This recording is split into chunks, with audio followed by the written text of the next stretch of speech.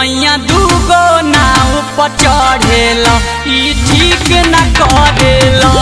ए राजा हो दूगो नाव पर चढ़ेला ई ठीक न करेला।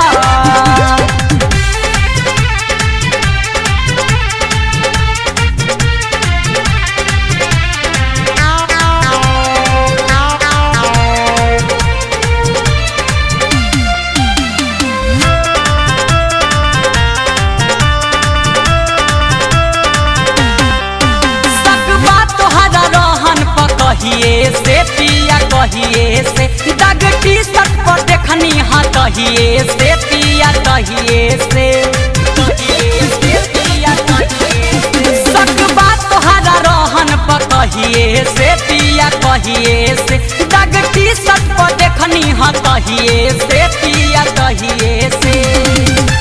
हमारा से बेसी सवातीन पा मारेला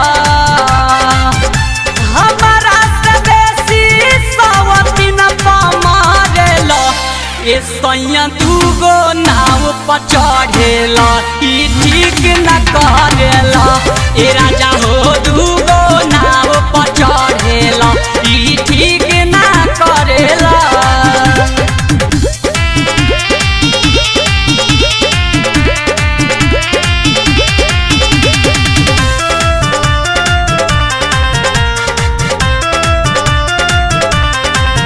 जनतानी जवानी कमीना हो कमीना हो फिर छोड़ला के मतलब ना हो पियाईना हो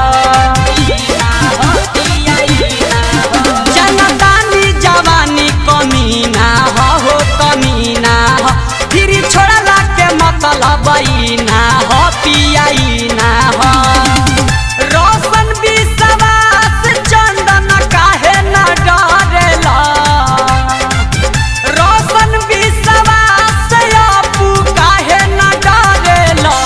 ए पर बिना दूगो नाव पर चढ़ेला बाकी ठीक न करेला। ए पिया हो दूगो नाव पर चढ़ेला बाकी ठीक न करेला। केकरा के किना किना देता बड़ा साड़ी हमारा के बुझता रानी पटाया नारी जानता नि खूटा दूर के छूटा चढ़ेला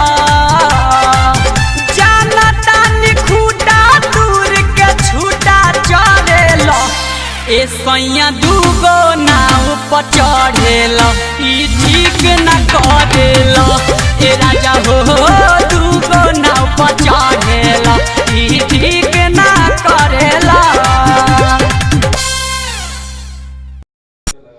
और ये गाना कैसा लागल हरवा सबन के स्पीड कोड भोजपुरी चैनल के सब्सक्राइब करी, शेयर लाइक करी, कमेंट करी, अपन विचार विमर्श हमरा तक पहुँचाई कमेंट करके। तो प्लीज़ आप सब ये गाना के सुनी जा, भरपूर आनंद दी जा।